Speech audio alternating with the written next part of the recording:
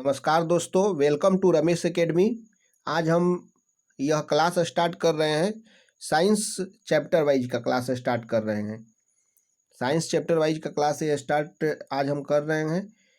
तो आप लोगों को इसके पहले जैसे कि साइंस के ही जितने भी ऑब्जेक्टिव क्वेश्चन थे उनका सीरीज हमने स्टार्ट किया था, लेकिन हमारे एक सब्सक्राइबर हैं नंदन झा जी, उनका कहना था कि ऑब्जेक्टिव क्वेश्चन में जो 4 विकल्प दिए हुए होते हैं उनका भी एक्सप्लेनेशन करना ज़्यादा ज़रूरी है।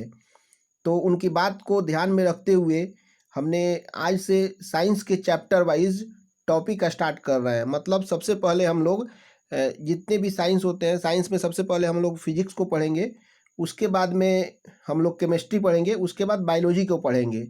तो हम लोग सबसे पहले फिजिक्स, केमिस्ट्री और बायोलॉजी के जितने भी टॉपिक होते हैं सभी टॉपिक के थ्योरी पोर्शन को पढ़ेंगे। उसके बाद हम लोग थ्योरी पढ़ने के बाद में हर एक चैप्टर के बाद में, जैसे पहला चैप्टर जैसे ही कंप्लीट हो जाएगा, फिजिक्स हम लोग सबसे पहले स्टार्ट कर रहे हैं, उसके बाद केमिस्ट्री स्टार्ट करेंगे, उसके बाद बायोलॉजी स्टार्ट करेंगे। तो फिजिक्स में जैसे ही पहला चैप्टर, जैसे मान लीजिए कि पहला चैप्टर है यूनिट्स एंड डायमेंशंस, तो यूनिट्स एंड डायमेंशन जैसे ही कंप्लीट होगा थ्योरी हमारा, उसके बाद में हम लोग उसके जितने भी क्वेश्चन प्रीवियस ईयर में पूछे गए हैं और एक्सपेक्टेड जो भी क्वेश्चन पूछ सकते हैं उन सभी का डिस्कशन हर एक चैप्टर के बाद में हम लोग कर लेंगे। इस तरह से फिजिक्स सबसे पहले कंप्लीट होगा, उसके बाद केमिस्ट्री, उसके बाद बायोलॉजी। इसके अलावा फिजिक्स, केमिस्ट्री, बायोलॉजी के अलावा कंप्यूटर का भी जो एक टॉपिक होता है उससे भी क्वेश्चन हर एक के एग्जाम में आते हैं, और कंप्यूटर भी जो होता है वह साइंस का ही एक सब्जेक्ट होता है। तो जैसा कि इसी चैनल पे हमने कंप्यूटर का भी क्लासेज स्टार्ट कर दी है, यदि आप देखना चाहते हैं तो उसे भी देख सकते हैं, क्योंकि कंप्यूटर से भी क्वेश्चन हर एक एग्जाम में 2 या 3 पूछते हैं। और सब बहुत सारे एग्जाम है जिसमें 30 क्वेश्चन, 40 क्वेश्चन, 10 क्वेश्चन इस तरह से पूछे जाते हैं। तो आप अलग से हमने कंप्यूटर का पूरा complete basic to advance level हमने शुरू किया है, आप वहाँ से भी जाके देख सकते हैं। इस तरह से पूरा साइंस का पैकेज फिजिक्स, केमिस्ट्री, बायोलॉजी और कंप्यूटर तीनों हम लोग कंप्लीट करेंगे। इसके अलावा हम लोग लास्ट में कुछ साइंस एंड टेक के क्वेश्चन जो होते हैं टेक्नोलॉजी से रिलेटेड, उससे भी हम लोग देखेंगे। तो आइए शुरू करते हैं। नंदन झा जी जो हमारे सब्सक्राइबर हैं, उनके डिमांड पर आज हम ये साइंस का चैप्टर वाइज टॉपिक जो थ्योरी होगा, कॉन्सेप्चुअल होगा, उसे हम स्टार्ट कर रहे हैं, जिसके अंतर्गत सबसे पहले हम फिजिक्स को स्टार्ट कर रहे हैं। लेकिन फिजिक्स स्टार्ट करने से पहले फिजिक्स में कौन कौन से टॉपिक हम पढ़ेंगे उसका हम लोग एक बार डिस्कशन कर लेते हैं। तो आइए देखते हैं नेक्स्ट स्लाइड में कौन सा टॉपिक हम लोग को पढ़ेंगे। तो इसके अंतर्गत सबसे पहला जो टॉपिक होगा हमारा वह होगा units and dimension. Units and dimension जिसे हम लोग इकाई और विमाएं कहते हैं, यानी कि फर्स्ट चैप्टर जो हमारा होगा वह होगा यूनिट्स एंड डायमेंशन, जिसे हम लोग हिंदी में क्या कहते हैं, हिंदी में इसे हम लोग कहते हैं इकाई और विमाएं। इसी चैप्टर को आज हम स्टार्ट करेंगे। मतलब सबसे पहले सिलेबस को डिस्कस कर लेते हैं, उसके बाद में आज ही हम इस चैप्टर को स्टार्ट भी कर देंगे। तो यह हमारा सबसे पहला चैप्टर होगा जिसका नाम यूनिट्स एंड डायमेंशन है, इसे हम लोग शुरू करेंगे। लेकिन शुरू करने के पहले और भी जो चैप्टर हम लोग को पढ़ना है उसको हम लोग एक बार डिस्कस कर लेते हैं। यानी कि उसके बाद में दूसरा जो चैप्टर है हमारा वह है मैकेनिक्स। मैकेनिक्स जिसे हम लोग कहते हैं यांत्रिकी, हिंदी में बोलते हैं। उसके बाद में हमारा जो नेक्स्ट टॉपिक होगा, यानी कि तीसरा नंबर जो चैप्टर होगा वह होगा ग्रेविटी। ग्रेविटी जिसे हम लोग हिंदी में गुरुत्व बोलते हैं। अगला टॉपिक है, फिर हम लोग चौथे नंबर पे जो टॉपिक को पढ़ेंगे, चौथा चैप्टर जो होगा वह होगा मैटर। मैटर जिसे हिंदी में हम लोग क्या बोलते हैं, हिंदी में इसे हम लोग पदार्थ बोलते हैं। उसके बाद में नेक्स्ट जो टॉपिक होगा वह होगा हीट। हीट जिसे हम लोग ऊष्मा भी बोलते हैं। उसके बाद में जो नेक्स्ट टॉपिक है, यानी कि छठा टॉपिक है SHM and waves. SHM and waves मतलब सरल आवर्त गति, हिंदी में इसे बोलते हैं सरल आवर्त गति, इसे हम लोग पढ़ेंगे। उसके बाद में हमारा जो नेक्स्ट टॉपिक होगा इलेक्ट्रोमैग्नेटिज्म होगा। इलेक्ट्रोमैग्नेटिज्म यह हमारा 7वां चैप्टर होगा, जिसे हम लोग हिंदी में विद्युत और चुंबकत्व बोलते हैं। उसके बाद में नेक्स्ट टॉपिक देख लेते हैं। नेक्स्ट टॉपिक उसके बाद में होगा ऑप्टिक्स। ऑप्टिक्स 8वां चैप्टर होगा हमारा, जिसे हम लोग हिंदी में प्रकाशिकी भी कहते हैं। उसके बाद में नेक्स्ट टॉपिक देख लेते हैं कौन सा है। उसके बाद में नेक्स्ट टॉपिक जो हमारा है वह है मॉडर्न फिजिक्स। मॉडर्न फिजिक्स जिसे हम लोग हिंदी में आधुनिक भौतिकी कहते हैं, यह हमारा 9वां चैप्टर होगा। उसके बाद में अगला टॉपिक देख लेते हैं। अगला टॉपिक है अदर्स। अदर्स मतलब अन्य। अदर्स टॉपिक वह हुआ जो किसी बहुत सारे टॉपिक के होंगे जो मतलब कि इन 9 टॉपिक में नहीं आएंगे, वो सभी जो है वो सभी अदर्स में आ जाएंगे। जिनका कोई कैटेगराइजेशन इन 9 टॉपिक में नहीं हो सकता है, उन सभी का डिस्कशन हम लोग अदर्स के अंतर्गत कर लेंगे। तो ये निश्चित रूप से हमारा मोटा मोटा हमारा चैप्टर का शेड्यूल होगा, जिसके अंतर्गत 1 to 10 चैप्टर इसी सीक्वेंस में हम लोग पढ़ेंगे। तो सबसे पहला जो हमारा टॉपिक है, यानी कि चैप्टर, जो सबसे पहला जो चैप्टर हमें पढ़ना है वह है यूनिट एंड डायमेंशन। तो आइए यहाँ से शुरू करते हैं यूनिट एंड डायमेंशन को हम सबसे पहले। तो देख लेते हैं हम लोग यूनिट डायमेंशन में हमें क्या क्या पढ़ना है। तो यूनिट एंड डायमेंशन जो यह चैप्टर है उसमें सीधा सीधा जो क्वेश्चन आती हैं वह इकाइयों से क्वेश्चन आती हैं। आप लोगों से क्वेश्चन ऐसे पूछ लेगा कि फ्रीक्वेंसी यानी कि आवृत्ति का यूनिट बतावें, आवृत्ति का यूनिट क्या होता है, फ्रीक्वेंसी का यूनिट क्या होता है। या फिर ऐसे क्वेश्चन पूछेगा, आपको बोल देगा कि करंट की यूनिट बतावें, करंट की यूनिट क्या होती है। आपको बोल देगा कि जैसे कि ग्रेविटेशनल कांस्टेंट का डायमेंशन कैलकुलेट करके बतावें। इस तरह से ऐसे ऐसे कोई भी बेसिक से क्वेश्चन आ जाएंगे। तो यह चैप्टर आज हम शुरू करेंगे और इस तरह के क्वेश्चन हम लोग जैसे जैसे कंप्लीट करेंगे वैसे वैसे देखेंगे। चैप्टर जब कंप्लीट हो जाएगा तो जितने भी क्वेश्चन दिए हुए हैं वो सारे क्वेश्चन को, यूनिट्स एंड डायमेंशन के सारे क्वेश्चन को हम लोग कंप्लीट करेंगे। इसके अलावा और बाकी भी बहुत सारे चैप्टर हैं जो 9 या 10 चैप्टर हमने डिस्कस किया है, वो भी हम लोग एक बार देख लेते हैं कि उसके अंतर्गत हम लोग क्या क्या पढ़ेंगे। एक बार जस्ट एक बार ओवरव्यू ले लेते हैं, मतलब एक झलक देख लेते हैं कि उन सभी चैप्टर के अंतर्गत उसमें हम लोग क्या क्या पढ़ेंगे। तो अगला टॉपिक है हमारा मैकेनिक्स को पढ़ेंगे। दूसरा नंबर चैप्टर जो है मैकेनिक्स, मैकेनिक्स को हम लोग पढ़ेंगे। तो मैकेनिक्स में जो सबसे पहला पार्ट होगा वह मोशन यानी कि गति का पार्ट होगा। यानी कि मोशन को सबसे पहले हम लोग पढ़ेंगे। इसके अंतर्गत एक्सीलरेशन यानी त्वरण क्या चीज़ होती है, न्यूटन के क्या नियम होते हैं। जैसे कि एक सूत्र होता है, फॉर्मूला होता है F=ma। एक्शन रिजेक्शन यानी कि क्रिया प्रतिक्रिया क्या होती है, वो सारी चीज़ें हम यहाँ पे पढ़ेंगे। फिर हम इसमें देखेंगे कि रोटेशनल मोशन क्या होता है, रोटेट कैसे कोई भी वस्तु करती है, रोटेशनल मोशन कहाँ होता है, किस तरह से होता है और क्यों होता है, ये सभी हम लोग यहाँ पे पढ़ेंगे। फिर उसके बाद में प्रोजेक्टाइल मोशन यानी जिसे हम लोग प्रक्षेप्य गति भी कहते हैं, उसके बारे में पढ़ेंगे। जैसे कि हम लोग फुटबॉल को जब हम किक मारें तो वह उछल के आगे गिर गई तो क्या होगा। ये सभी मतलब जितने भी ये तथ्य हैं, फैक्ट्स हैं, इसके बारे में हम लोग पढ़ेंगे। ऐसी सारी चीज़ें मैकेनिक्स के अंतर्गत आती है। तो मैकेनिक्स के अंतर्गत इन सारी चीज़ों को हम लोग जब मैकेनिक्स चैप्टर सेकेंड चैप्टर जब हम लोग स्टार्ट करेंगे तो वहाँ पे हम लोग देख लेंगे। अगला देखते हैं कि अगला कौन सा टॉपिक है। अगला टॉपिक है ग्रेविटी। तो ग्रेविटी वाले चैप्टर में हम देखेंगे कि न्यूटन के गुरुत्वाकर्षण के नियम, न्यूटन ने जो बनाए हैं ग्रेविटी के लॉ, वो सब हम लोग देखेंगे यहाँ पे। फिर हम इसमें देखेंगे कैपलर्स लॉ, मतलब कैपलर के नियम को, कैपलर ने कौन कौन से कैसे कैसे नियम बनाए हैं, उन सब को हम लोग यहाँ पे ग्रेविटी चैप्टर में देखेंगे। जैसे ग्रेविटी के चारों तरफ सैटेलाइट कैसे घूमती है, सूर्य के चारों तरफ प्लैनेट कैसे घूमते हैं, इन सभी जानकारी जो भी है इन सब के बारे में हम लोग ग्रेविटी के अंतर्गत पढ़ेंगे। फिर उसके बाद में नेक्स्ट चैप्टर है हमारा मैटर, जिसे हम लोग हिंदी में पदार्थ कहते हैं। तो हम लोग इस चैप्टर में देखेंगे फ्लूइड्स के बारे में, खासकर फ्लूइड्स के बारे में इस चैप्टर में हम लोग देखेंगे। फ्लूइड्स मतलब क्या होता है, फ्लूइड्स मतलब होता है द्रव्य। यानी कि यहाँ पे हम लोग सरफेस टेंशन, जिसे हम लोग हिंदी में पृष्ठ तनाव कहते हैं, इसके बारे में पढ़ेंगे। विस्कोसिटी के बारे में पढ़ेंगे, विस्कोसिटी को हिंदी में बोलते हैं श्यानता, श्यानता के बारे में हम लोग यहाँ पे डिस्कस करेंगे। इस तरह से और भी जो टॉपिक आते हैं उसको हम लोग मैटर यानी कि पदार्थ में हम लोग पढ़ेंगे। इसके अलावा आप लोग सुने होंगे आर्किमिडीज प्रिंसिपल, आर्किमिडीज का जो सिद्धांत होता है उसके बारे में पढ़ेंगे। पास्कल्स के नियम, पास्कल्स लॉ, पास्कल्स के नियम के बारे में हम लोग पढ़ेंगे। तो इस तरह से मैटर में हम लोग इन सारी चीज़ों को पढ़ेंगे। नेक्स्ट टॉपिक जो है हीट, जिसे हम लोग हिंदी में ऊष्मा कहते हैं। तो यहाँ पे हीट चैप्टर में टेम्परेचर के बारे में जो भी क्वेश्चन बन सकते हैं उसे हम यहाँ पे पढ़ेंगे। जैसे यहाँ पे क्वेश्चन आएंगे, जैसे बहुत सारे क्वेश्चन आते हैं, इसके अंतर्गत सेल्सियस फ़ारेनहाइट को आपस में कैसे कन्वर्ट करते हैं, ये क्वेश्चन पूछ सकता है। इसी तरह से जैसे स्पेसिफिक होता है, स्पेसिफिक हीट गुप्त ऊष्मा जिसे हिंदी में बोलते हैं, लैटेंट हीट विशिष्ट ऊष्मा जिसे बोलते हैं, इन सब से रिलेट करके कोई भी क्वेश्चन पूछ सकता है। इन सब के बारे में हम लोग पढ़ेंगे।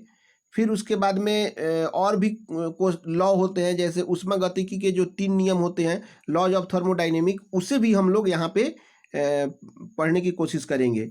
और इस तरह से हम लोग का हीट चैप्टर कंप्लीट होगा। अगला जो चैप्टर है वह है एसएचएम एंड वेव्स, जिसे हम लोग हिंदी में सरल आवर्त गति कहते हैं। एसएचएम एंड वेव्स जब हम लोग पढ़ेंगे तो यहाँ पे ही हम लोग साउंड का टॉपिक भी हम लोग देख लेंगे, मतलब कि साउंड टॉपिक को भी हम लोग यहाँ पे कवर करेंगे।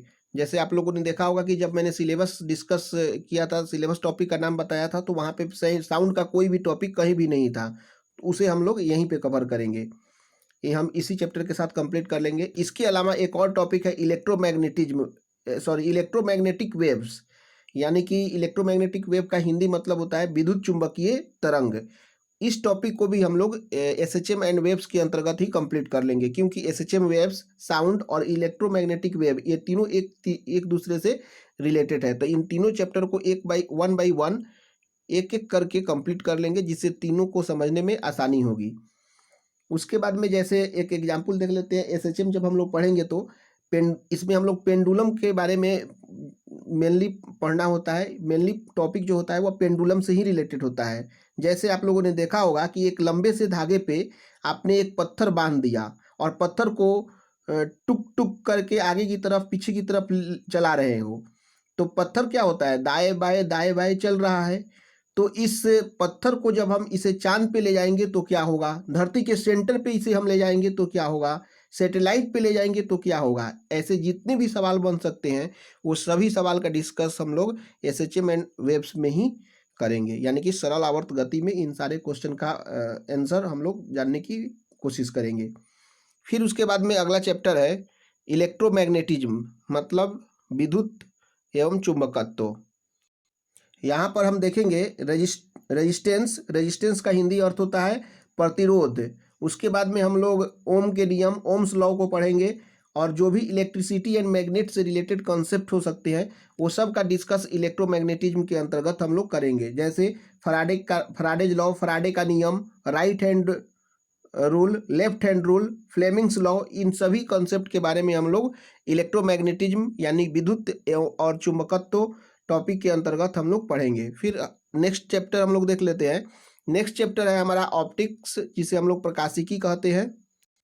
तो यहाँ पे जो भी रोशनी से रिलेटेड बातें होती है वो सब हम यहाँ पे करेंगे। जैसे रिफ्लेक्शन को हिंदी में अपवर्तन बोलते हैं, इसका हम लोग अध्ययन यहाँ पे करेंगे। रिफ्रैक्शन जिसे हम लोग हिंदी में परावर्तन कहते हैं, इसे भी हम लोग यहाँ पे पढ़ेंगे। उसके बाद में स्कैटरिंग, इस तरह से बहुत सारी तमाम चीज़ें होती है, उन सब का डिस्कशन हम लोग ऑप्टिक्स यानी कि प्रकाशिकी के अंतर्गत करेंगे। इसके बाद में लेंस, मिरर, तो इन सारी टॉपिक से जो भी क्वेश्चन बनेंगे वो सब हम लोग यहाँ पे देखेंगे। उसके बाद में नेक्स्ट टॉपिक है मॉडर्न फिजिक्स, जिसे हम लोग बोलते हैं आधुनिक भौतिकी। मॉडर्न फिजिक्स के अंतर्गत हम लोग पढ़ेंगे एटॉमिक स्ट्रक्चर जिसे हम लोग हिंदी में बोलते हैं परमाणु की संरचना, इसके बारे में पढ़ेंगे। फिर उसके बाद रेडियो एक्टिविटी, जिसे हिंदी में रेडियोधर्मिता कहते हैं, उसके बारे में पढ़ेंगे। फिर अल्फा बीटा गामा, उस तरह की जो भी चीज़ें होती है वो सभी हम लोग यहाँ मॉडर्न फिजिक्स में देखेंगे। उसके बाद सेमीकंडक्टर से रिलेटेड जो भी चीज़ें होती है यहाँ मॉडर्न फिजिक्स में हम लोग पढ़ेंगे। और मॉडर्न फिजिक्स का जो टॉपिक होता है वह फिजिक्स और केमिस्ट्री दोनों में कॉमन होता है। तो हो सकता है कि कुछ टॉपिक हम लोग यहाँ मॉडर्न फिजिक्स में पढ़ेंगे और कुछ टॉपिक हम लोग केमिस्ट्री में पढ़ेंगे, या एक काम करेंगे कि मॉडर्न फिजिक्स में ही पूरी मॉडर्न फिजिक्स को कंप्लीट कर लेंगे, या बाद में हम लोग डिसाइड करेंगे कि इसे कैसे करना है। उसके बाद में नेक्स्ट टॉपिक जो है अदर्स, मतलब अन्य। तो अदर्स टॉपिक के अंतर्गत इसमें बची हुई वो सारी चीज़ें जिनको हम किसी एक पर्टिकुलर टॉपिक में नहीं डाल सकते हैं। जैसे एग्जाम्पल के तौर पे देखते हैं, इंस्ट्रूमेंट के कुछ नाम पूछ लेते हैं। जैसे एनीमोमीटर क्या मेजर करता है, फेदोमीटर क्या मेजर करता है, ऐसे साइंटिस्ट के लिस्ट किसने क्या चीज़ डिस्कवर की है, कौन सा इन्वेंशन, कौन सा आविष्कार उन्होंने किया है, उन लोगों के नाम, और भी जो तमाम तरह की चीज़ें जो जो भी रैंडम टॉपिक है जो किसी एक पर्टिकुलर टॉपिक में डालने लायक नहीं है, वो हम यहाँ अदर्स में डिस्कस कर लेंगे।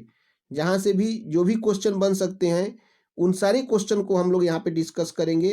वो अदर्स चैप्टर में जो भी टॉपिक या जो भी कॉन्सेप्ट बच जाएंगे उसे हम लोग यहाँ पे अदर्स में डिस्कस कर लेंगे। तो नेक्स्ट स्लाइड देखते हैं। तो इस तरह से हमारा सीक्वेंस होगा जिसके अंतर्गत हम लोग अपने फिजिक्स के क्लास को स्टार्ट करने जा रहे हैं, जिसके अंतर्गत यहाँ पे दिया हुआ है 10 टॉपिक। सबसे पहला टॉपिक है यूनिट्स एंड डायमेंशन, इसे सबसे पहले पढ़ेंगे।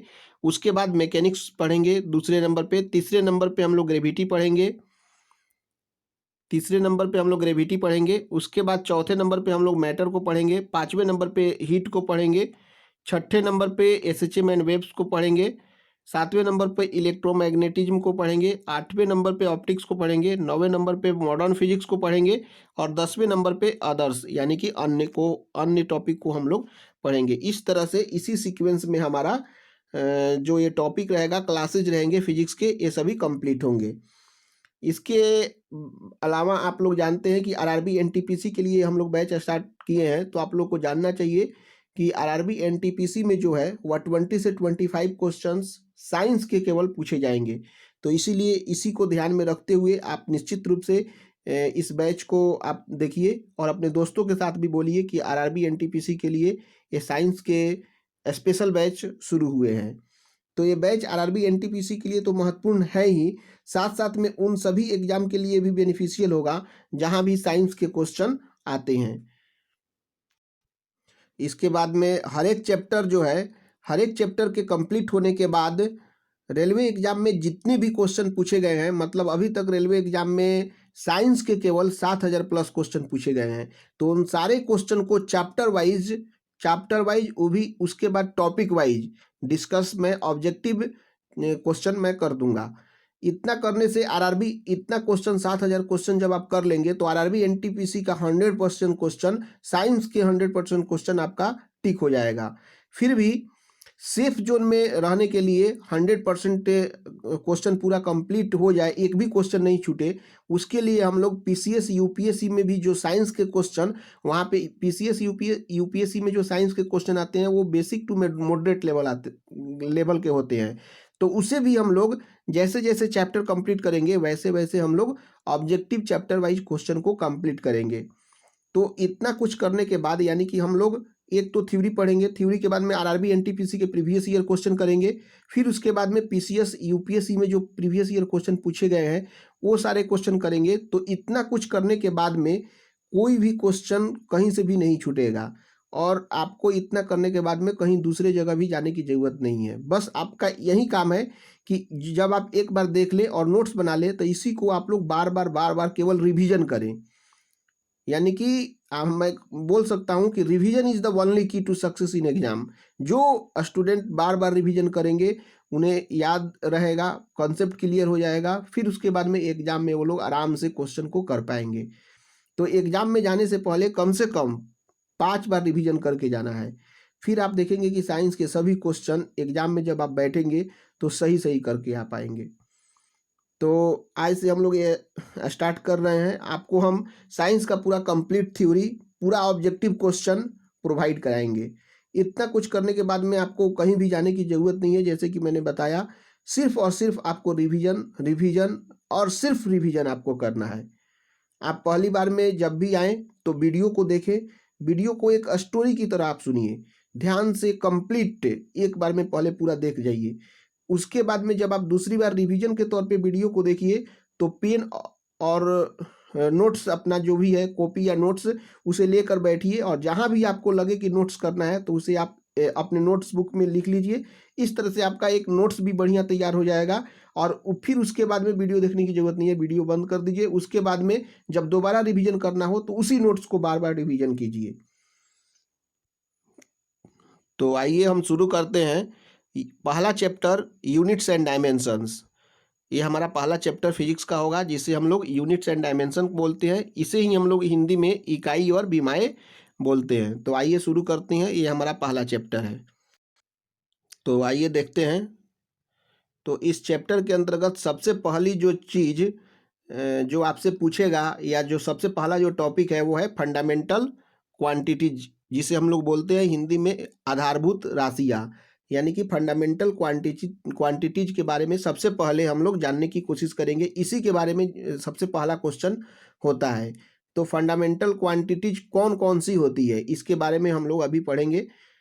इसके बारे में क्वेश्चन कैसे आ सकता है, जैसे आप लोग को दिया रहेगा, 4 ऑप्शन देता है, 4 ऑप्शन दिया रहेगा और आपसे उन चार में से आपसे कहेगा कि which of the following is not a fundamental quantity. ये नहीं पूछेगा which of the fundamental quantity, ये नहीं पूछेगा। क्वेश्चन पूछेगा which of the following is not a fundamental quantity, मतलब निम्नलिखित में से कौन सी आधारभूत राशि नहीं है। तो ऐसे करके क्वेश्चन आपको एग्जाम में देखने को, या प्रीवियस ईयर क्वेश्चन यदि आप देखे होंगे या देखेंगे तो ऐसे क्वेश्चन पूछता है। तो वहाँ पे कौन कौन से फंडामेंटल क्वांटिटी हैं ये याद रखना जरूरी है, क्योंकि हम लोग यदि जान लें कि कौन कौन से फंडामेंटल क्वांटिटी हैं तो कौन कौन से फंडामेंटल क्वांटिटी नहीं होते हैं, ये ऑप्शन में हम लोग आराम से टिक कर देंगे। तो जैसा कि हम लोग जानते हैं यहाँ पे 7 फंडामेंटल क्वांटिटी हमारे होते हैं। 7 फंडामेंटल क्वांटिटी हमारा होता है, 7 फंडामेंटल क्वांटिटी होते हैं। इसे हम लोग हमेशा याद रख लेंगे।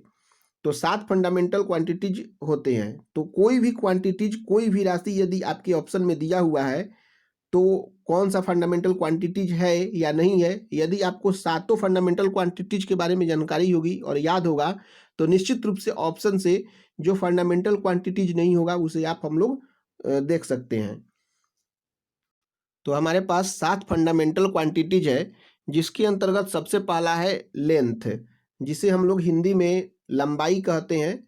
उसके बाद है मास, दूसरे नंबर पे जो क्वांटिटी है फंडामेंटल क्वांटिटी वो है मास, जिसे हम लोग हिंदी में क्या बोलते हैं, हिंदी में इसे हम लोग बोलते हैं द्रव्यमान। फिर उसके बाद में है टाइम, तीसरे नंबर पे टाइम फंडामेंटल क्वांटिटीज है, जिसे हम लोग हिंदी में बोलते हैं समय कहते हैं। फिर उसके बाद में हमारे पास चौथा नंबर पे फंडामेंटल क्वांटिटीज है टेम्परेचर, जिसे हिंदी में हम लोग तापमान कहते हैं। फिर उसके बाद में है हमारे पास इलेक्ट्रिक करंट, जिसे हिंदी में हम लोग विद्युत धारा कहते हैं। फिर उसके बाद में छठे नंबर पे हमारे पास फंडामेंटल क्वांटिटीज है अमाउंट ऑफ मैटर, जिसे हिंदी में हम लोग पदार्थ की मात्रा कहते हैं।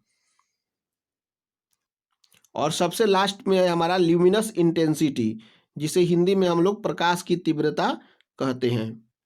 तो इस तरह से ये 7 हमारे फंडामेंटल क्वांटिटीज हैं, length, mass, time, temperature, electric current, amount of matter और ल्यूमिनस इंटेंसिटी।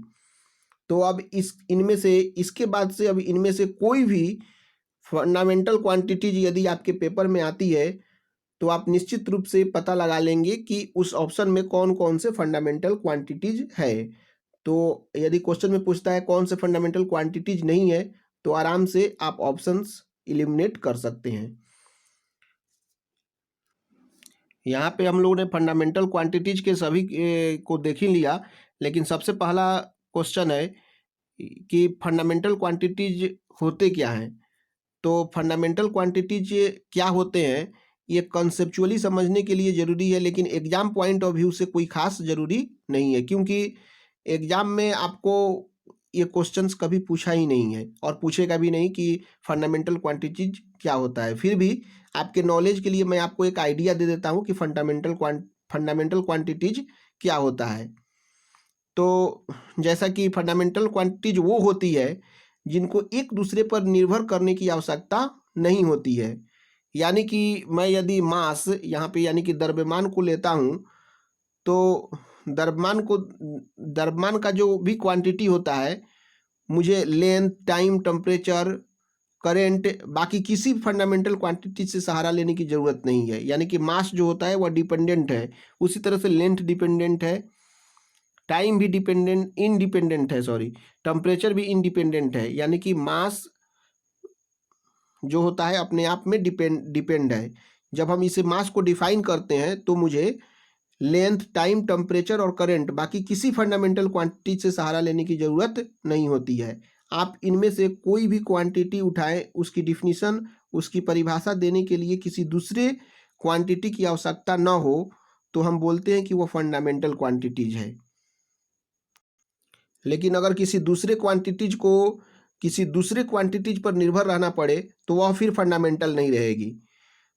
तो इस तरह से फंडामेंटल क्वांटिटीज के कॉन्सेप्ट को आप लोगों ने समझ लिया होगा कि जो क्वांटिटीज किसी दूसरे क्वांटिटी पर निर्भर नहीं करती है तो फंडामेंटल क्वांटिटीज होती है। तो अब देखते हैं फंडामेंटल क्वांटिटीज और सेकेंडरी फंडामेंटल क्वांटिटीज कितने होते हैं। तो जैसा कि हम लोगों ने अभी अभी देखा है कि फंडामेंटल क्वांटिटीज जो होते हैं वो 7 होते हैं। तो यदि फंडामेंटल क्वांटिटीज कितने होते हैं, यदि पेपर में यदि पूछता है तो एक्चुअली में इसका आंसर हम लोग 7 ही देंगे। यानी कि जब पेपर में पूछेगा कि कितने फंडामेंटल क्वांटिटीज होते हैं तो हम लोग पेपर में हमेशा इसका आंसर 7 ही देंगे।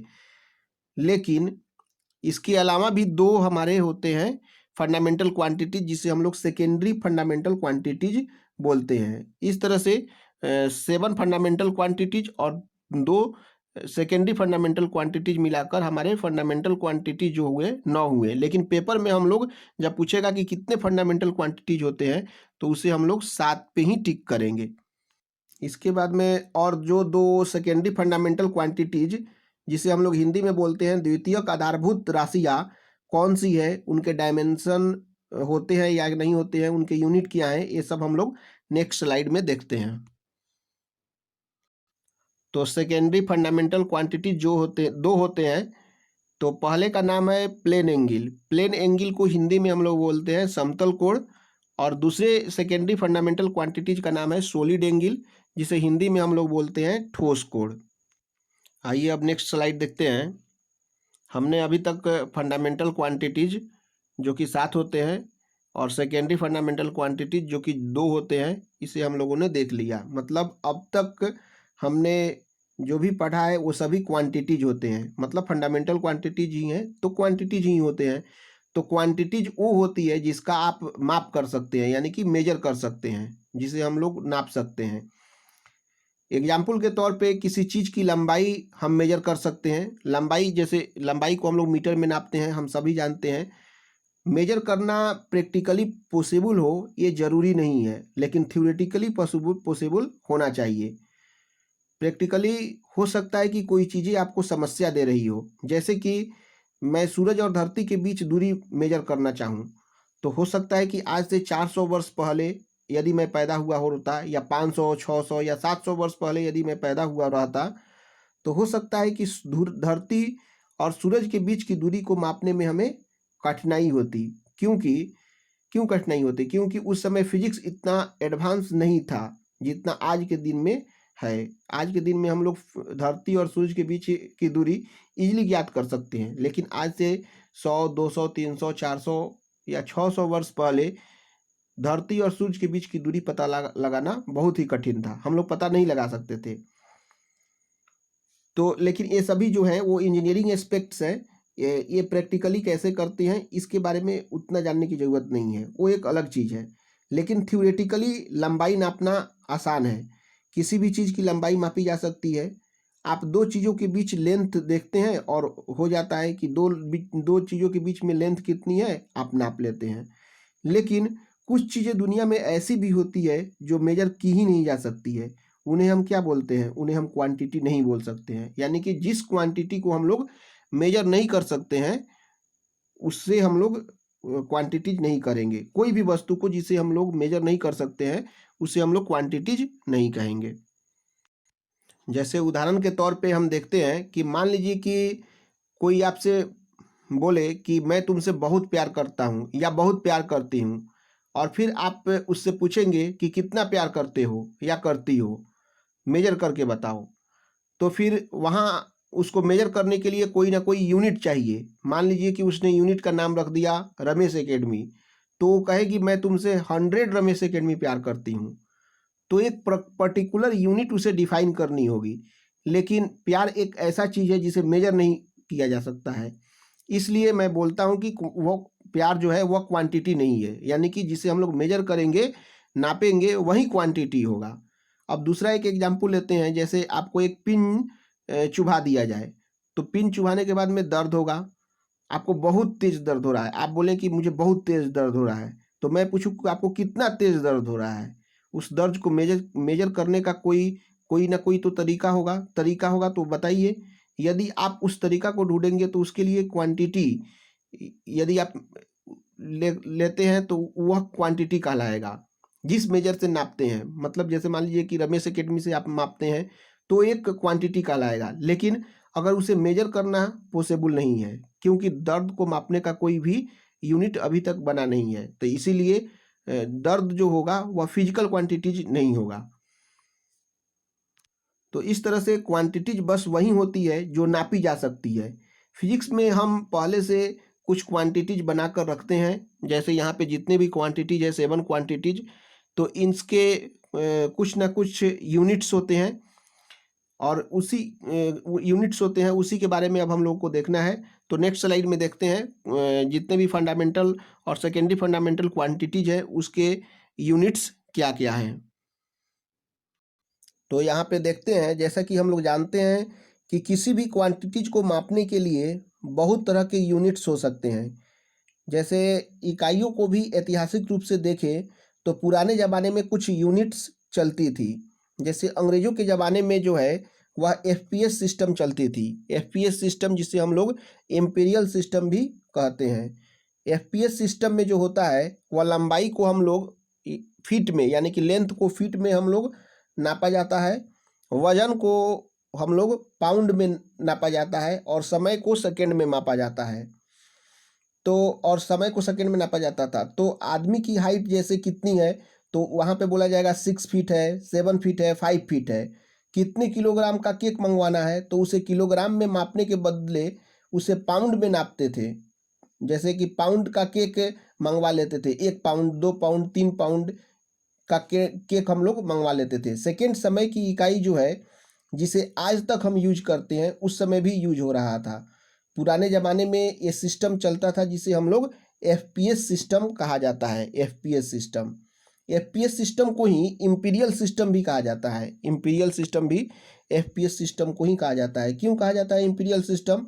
क्योंकि शाही ब्रिटेन के लोग इसे ज़्यादा हम यूज करते थे। सबसे पहले इम्पीरियल का मतलब होता है राजा लोग की सिस्टम। फ्रांस में जो सिस्टम थी, फ्रांस में ही नहीं इंग्लैंड में भी यही चलती थी। इस तरह से जितने भी फ्रांस में जो था वह राजशाही परिवार था, इंग्लैंड में जो था राजशाही परिवार था, इसीलिए वहाँ पे इस सिस्टम को चलने के कारण इसे हम लोग इम्पीरियल सिस्टम कहते हैं। और भारत में भी इसका इंट्रोडक्शन इंग्लैंड वालों ने ही, यानी कि अंग्रेज ने ही किया। अंग्रेज ने क्यों किया? क्योंकि अंग्रेजों का भारत पर प्रभाव था। भारत उस समय गुलाम था, अंग्रेज यहाँ पे शासन कर रहे थे, तो अंग्रेजों का तो प्रभाव पड़ेगा ही पड़ेगा। तो उनका मेजरमेंट, उनका सिस्टम हमसे काफ़ी ज़्यादा एडवांस था, मतलब स्टैंडर्डाइज्ड था। इसलिए इम्पीरियल सिस्टम इंडिया में भी फॉलो होने लगा और उन लोगों ने चालू कर दिया यहाँ पे इम्पीरियल सिस्टम, या जिसे हम लोग एफपीएस सिस्टम कहते हैं, वह भारत में भी लागू हो गया। लेकिन हुआ क्या कि 1789 ईस्वी में फ्रेंच रेवोल्यूशन, यानी कि फ्रांस की क्रांति हो गई। तो फ्रांस की क्रांति होने के साथ साथ उन्होंने वहाँ पे सब कुछ बदलने को ठान लिया, और उन्होंने सब कुछ एक एक करके बदलना शुरू कर दिया। उन्होंने अपना संविधान बदला, उन्होंने अपना गवर्नमेंट बदल दिया, यहाँ तक कि राजा बदल दिया, राजा को मार दिया उन्होंने। फिर उसके बाद में वेट एंड मेजर, यानी मापन की पूरी प्रक्रिया को ही बदल डाली, और एफपीएस सिस्टम की जगह पर उन्होंने एक नई प्रणाली लाई जिसे हम लोग बोलते हैं एमकेएस सिस्टम। और एमकेएस सिस्टम अब हम लोग नेक्स्ट देखते हैं एमकेएस सिस्टम क्या है। तो ये एमकेएस सिस्टम में हम लोग लंबाई को मीटर में मापते हैं, वजन को किलोग्राम में मापते हैं, और समय को हम लोग सेकेंड में मापते हैं। यह है हमारा एमकेएस सिस्टम। तो इस तरह से एफपीएस सिस्टम को बदलकर एमकेएस सिस्टम कर दिया फ्रेंच के लोगों ने। तो फ्रेंच में एमकेएस सिस्टम लागू हो गया। उसके बाद अंग्रेज़ों ने उसी वक्त इसे फॉलो करना शुरू कर दिया, ऐसा कोई ज़रूरी नहीं है, थोड़ा टाइम लगा, लेकिन उसके बाद अंग्रेज़ों ने भी एमकेएस सिस्टम को अपने फॉलो करने लगे। फिर उसके बाद बाकी देशों के जितने भी लोग हैं वहाँ पे भी ये एमकेएस सिस्टम फॉलो होने लगा, लेकिन कुछ समय लगा, वक्त लगा, लेकिन धीरे धीरे एमकेएस सिस्टम पॉपुलर होने लगा और सभी जगह इसका इस्तेमाल होने लगा। लेकिन यूएसए मतलब अमेरिका एक ऐसा देश है जहाँ आज भी आम जनता वहाँ पे FPS सिस्टम का ही इस्तेमाल करती है। वहाँ पे दूरी को हम लोग वहाँ पे माइल में माप बताते हैं, वजन को पाउंड में बताते हैं, वहाँ पे टेम्परेचर को फ़ारेनहाइट में इस्तेमाल करते हैं। इसी तरह से कुछ और भी देश है जहाँ आज भी आम लोग MKS सिस्टम के जगह आपको FPS सिस्टम का ही यूज करते हैं, यानी कि वहाँ पे MKS सिस्टम उतना पॉपुलर नहीं है, FPS सिस्टम ही ज़्यादा पॉपुलर है। लेकिन इंडिया जब आज़ाद हो गया तो आज़ाद होने के साथ ही इंडिया FPS सिस्टम को छोड़कर MKS सिस्टम पर शिफ्ट हो गया, और तब से लेके आज तक हम लोग MKS सिस्टम को ही फॉलो कर रहे हैं। जैसा कि हम लोग देख रहे हैं MKS सिस्टम में यहाँ पे लेंथ, वेट और टाइम, ये 3 चीज़ें ही होती है। तो आइए नेक्स्ट स्लाइड देखते हैं।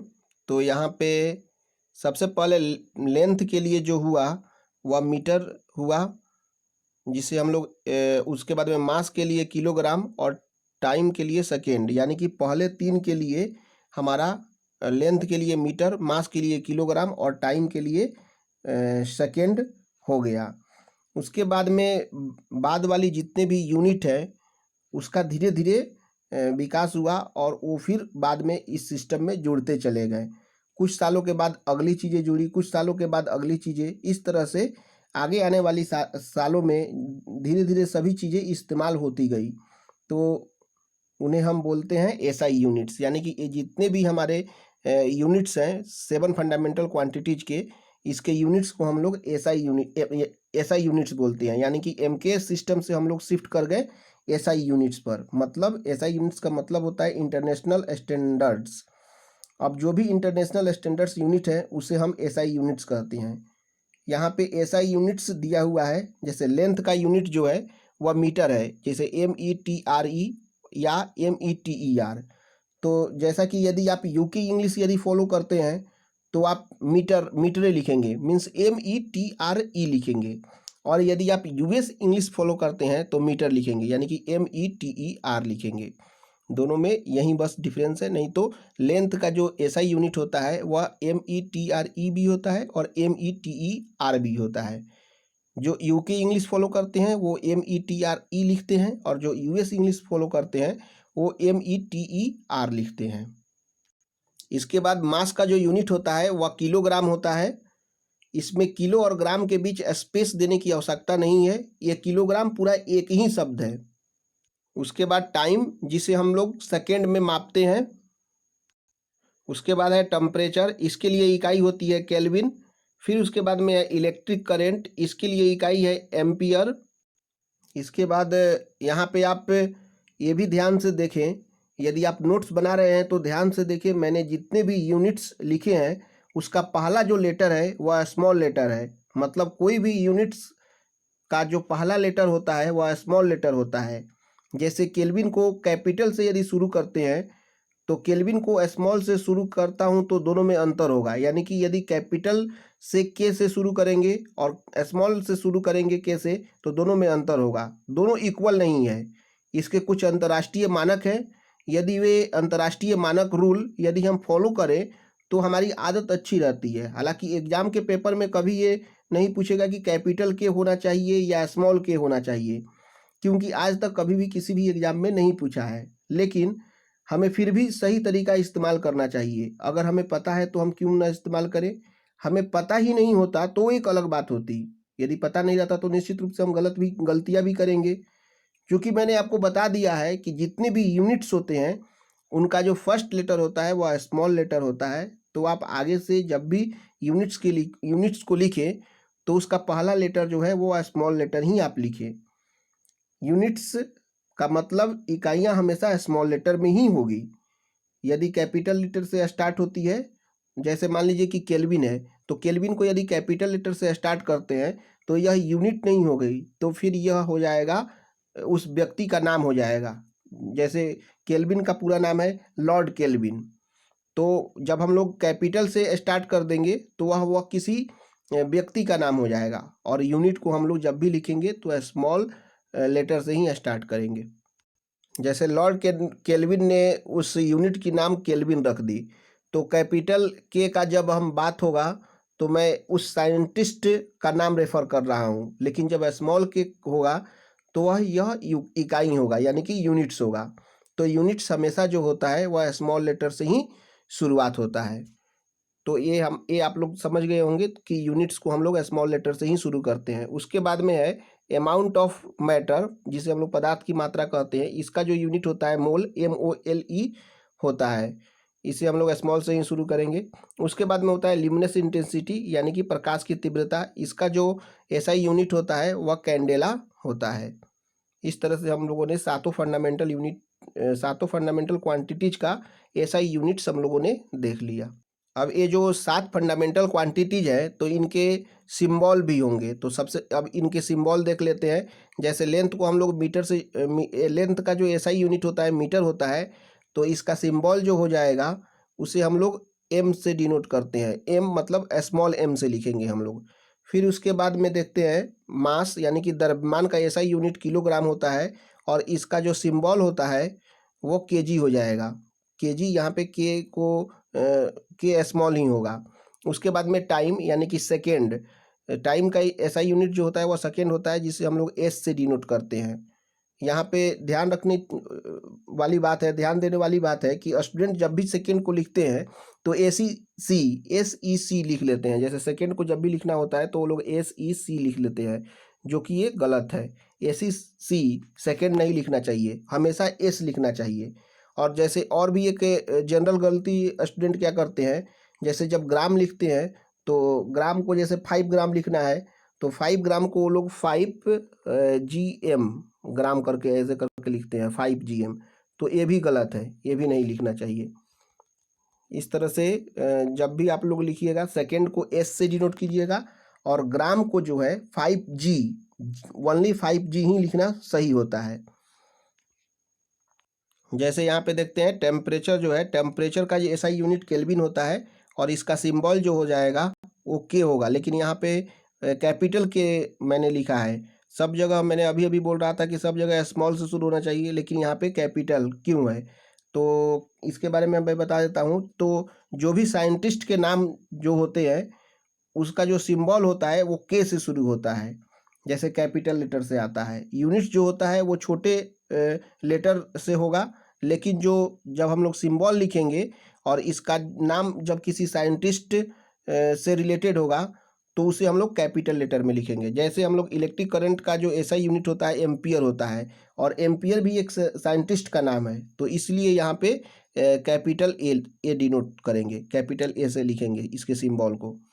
उसके बाद में देख लेते हैं इस अमाउंट ऑफ मैटर, जिसे हम लोग पदार्थ की मात्रा कहते हैं। इसका SI यूनिट जो है वह मोल होता है, और इसे हम लोग, इसका सिंबल हो जाएगा MOL हो जाएगा। ल्यूमिनस इंटेंसिटी, प्रकाश की तीव्रता, इसका SI यूनिट कैंडेला होता है, और इसका जो सिंबल हो जाएगा वो CD हो जाएगा। इस तरह से हम लोगों ने सातों फंडामेंटल क्वांटिटीज के SI यूनिट और इसके सिंबल को हमने देख लिया।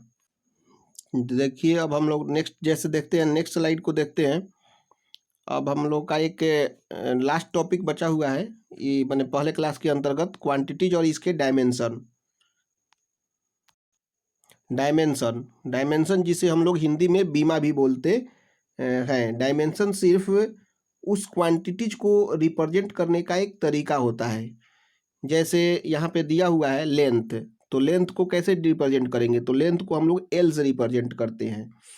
उसी तरह से मास मतलब द्रव्यमान, इसे हम लोग कैपिटल M से डिनोट करते हैं। ये सभी हमेशा कैपिटल में ही होती है। उसके बाद में है टाइम, यानी कि समय, इसे हम लोग T से डिनोट करते हैं। जैसा कि टेम्परेचर के लिए हम देखते हैं तो कभी कहीं किताबों में, किसी किसी किताबों में K भी दिया हुआ रहता है, और किसी किसी किताबों में Q भी दिया होता है। तो आप जो भी लिख सकते हैं, दोनों एक्सेप्टेबल है। डिपेंड करता है कि आपके ऑप्शन में क्या दिया हुआ है। ऑप्शन में ये नहीं पूछेगा कि क्वांटिटीज का डायमेंशन क्या है, ये पूछेगा कि निम्नलिखित में से कौन सा डायमेंशन हीट का है। तो आप यदि वहाँ पे K दिया रहेगा तो K टिक करेंगे, और यदि Q दिया रहेगा तो Q टिक करेंगे। उसके बाद में है इलेक्ट्रिक करंट। इलेक्ट्रिक करंट का जो डायमेंशन होता है उसे हम लोग ए से हम लोग डिनोट करते हैं। अमाउंट ऑफ मैटर, यानी कि पदार्थ की मात्रा का जो डायमेंशन होता है वह MOL से डिनोट करते हैं। उसके बाद में है ल्यूमिनस इंटेंसिटी, जिसे हम लोग बोलते हैं प्रकाश की तीव्रता। इसका जो डायमेंशन होता है वह J होता है। J से हम लोग डिनोट करते हैं इसके डायमेंशन को। तो इस तरह से ये क्वांटिटीज और डायमेंशन हो गए। अब हम लोग नेक्स्ट देखते हैं, अब ये है सेकेंडरी फंडामेंटल क्वांटिटीज। तो आइए देख लेते हैं सेकेंडरी फंडामेंटल क्वांटिटीज, जिसे हम लोग सप्लीमेंट्री फंडामेंटल क्वांटिटीज भी कहते हैं। इसके यूनिट्स क्या हैं? तो सबसे पहला दिया हुआ है प्लेन एंगल, जिसे हम लोग समतल कोण हिंदी में बोलते हैं।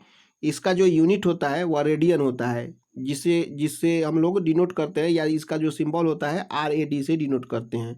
उसके बाद में है सॉलिड एंगल, जिसे हम लोग हिंदी में ठोस कोण कहते हैं।